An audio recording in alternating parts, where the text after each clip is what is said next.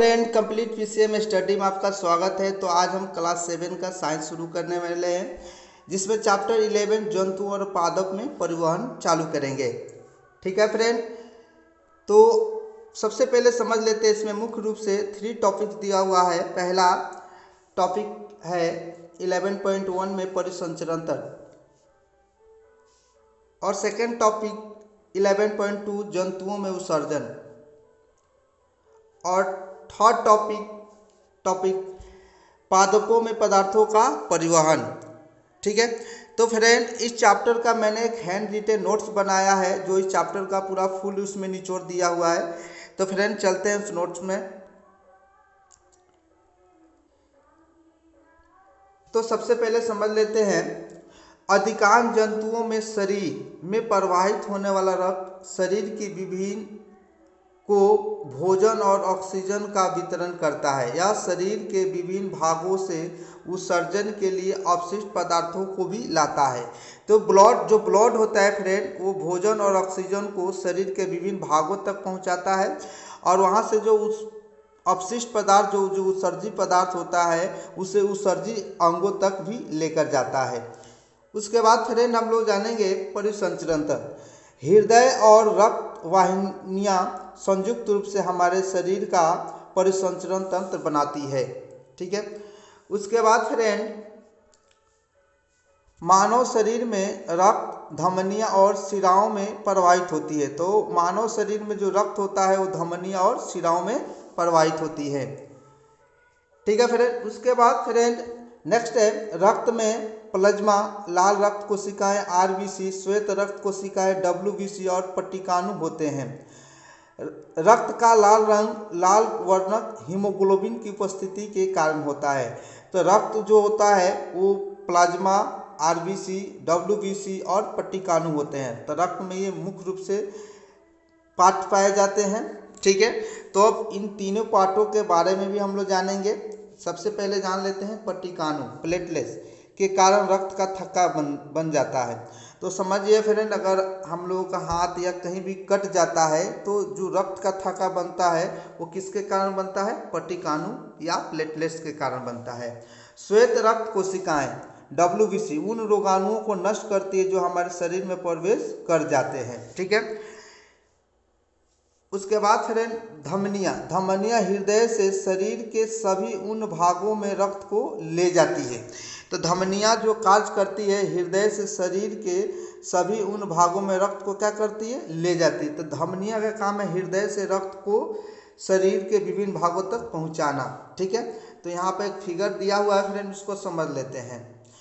तो आप देख लीजिए, ये जो भाग है ये हृदय है, और ये जो ब्लू रंग है ये शिरा को दर्शाता है, और ये जो रेड रंग है ये धमनी को दर्शाता है। तो धमनी का काम क्या है फ्रेंड? हृदय से ब्लड को शरीर के विभिन्न भागों तक पहुंचाना, और शिरा का जो काम है जो अशुद्ध रक्त होता है उसे पुनः हृदय तक पहुंचाना, जहाँ हृदय उस अशुद्ध रक्त को शुद्ध करती है, और वो पुनः शुद्ध रक्त को धमनियां शरीर के विभिन्न भागों तक पहुंचाती है। ठीक है फ्रेंड, उसके बाद हम लोग ये समझ गए शिराएं शरीर के सभी भागों से रक्त को वापस हृदय में लाती है। यानी धमनियां हृदय से शरीर के सभी अन्य भागों में रक्त को ले जाती है, और शिराएं उसे वापस लेकर आती हैं। ठीक है, उसके बाद है किसी वयस्क व्यक्ति का हृदय 1 मिनट में 70 to 80 बार धड़कता है। याद रखिएगा फ्रेंड, ये काफ़ी इम्पोर्टेंट पॉइंट है। 1 मिनट में जो हृदय होता है 70 to 80 बार धड़कता है। ठीक है, उसके बाद है चिकित्सक आपकी हृदय स्पंद धड़कन को मापने के लिए स्टेथोस्कोप नामक यंत्र का उपयोग करते हैं। यानी हृदय के धड़कन को मापने के लिए स्टेथोस्कोप नामक यंत्र का उपयोग करते हैं। ठीक है, उसके बाद 11.2 में हमें पढ़ना है जंतुओं में उत्सर्जन।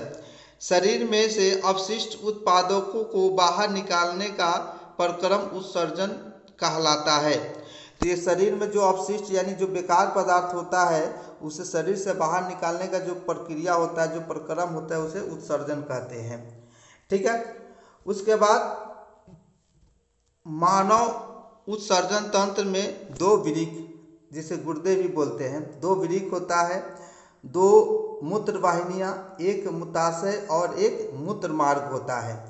समझिए ये भी इम्पोर्टेंट है, दो वृक्क होता है, दो मूत्र वाहिनियाँ होती है और एक मूत्राशय होता है और एक मूत्र मार्ग होता है। इसको फिगर के माध्यम से भी समझेंगे आगे, ठीक है। अब देख लेते हैं लवण। लवण और यूरिया जल के साथ स्वेद यानी पसीने के रूप में हम शरीर से बाहर निकाल दी जाते हैं। तो याद रखिएगा फ्रेंड, जो पसीना होता है इसमें मुख्य रूप से दो पदार्थ पाए जाते हैं, लवण और यूरिया, ठीक है।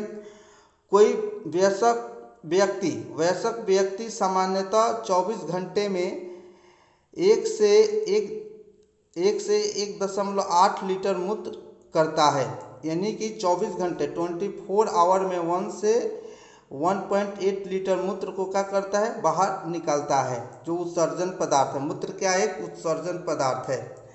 मूत्र में 95% जल, 2.5% यूरिया और 2.5% अन्य अपशिष्ट उत्पाद होते हैं, ठीक है। मछली अपशिष्ट को अमोनिया के रूप में उत्सर्जित करती है। तो जो मछली में अपशिष्ट पदार्थ होता है वो अमोनिया होती है, ठीक है।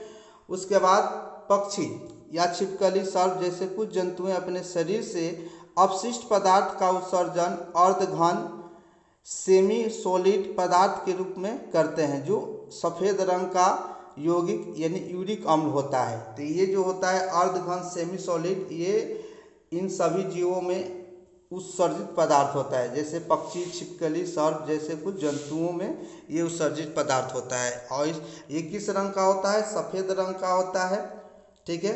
और इस यौगिक का नाम क्या है फ्रेंड, यूरिक अम्ल। ये भी इम्पोर्टेंट पॉइंट है, ठीक है। उसके बाद है पादप। पादप मूल जड़ों द्वारा जल और खनिजों को अवशोषित करते हैं। यह मूलों में मूल रोम के द्वारा होता है। तो यानी जो पादप जल और खनिज का अवशोषण करते हैं, जड़ों द्वारा करते हैं। जड़ में क्या पाया जाता है, मूल रोम, ठीक है। अब यहाँ पर देख लेते हैं, मैंने बताया था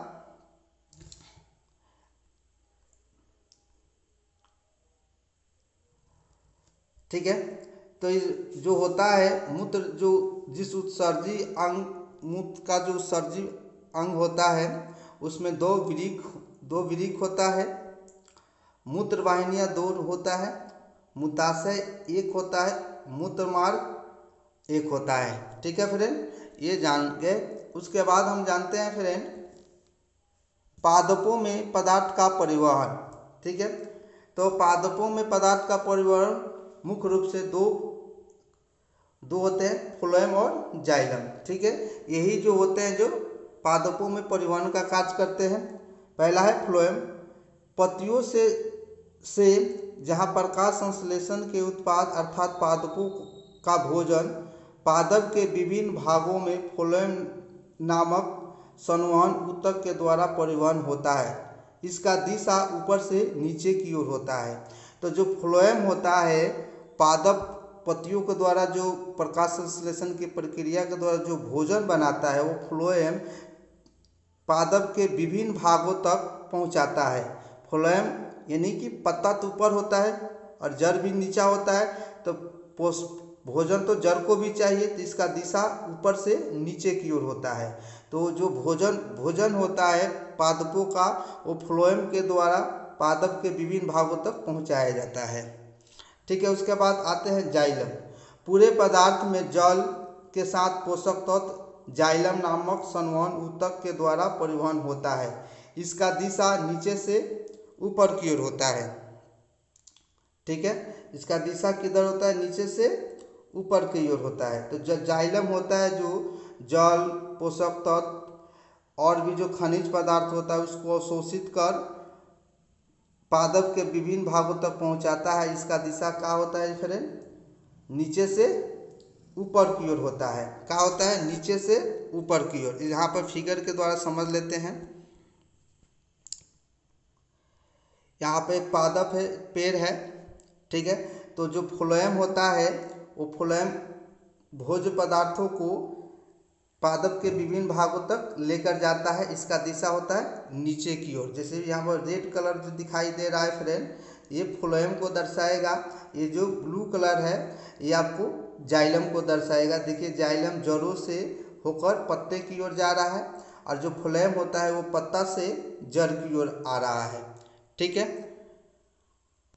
अब समझते हैं वाष्पोत्सर्जन। पत्तियों के रंध्रों से वाष्प के रूप में बड़ा मात्रा में जल का उत्सर्जन होता है, जिसे वाष्पोत्सर्जन कहते हैं। तो याद रखिएगा फ्रेंड, जो पादपों का जो पत्ता होता है उसमें रंध्र होते हैं, इसी रंध्र के द्वारा जल का वाष्पन होता है, जिसे वाष्पोत्सर्जन कहते हैं। इससे क्या होता है जी, पौधों को ठंडक मिलती है। पौधों को क्या मिलती है? ठंडक मिलती है। तो फ्रेंड, अगर आपको ये वीडियो अच्छा लगा हो तो इस चैनल को सब्सक्राइब करें और मेरे वीडियो को लाइक और शेयर करें। धन्यवाद।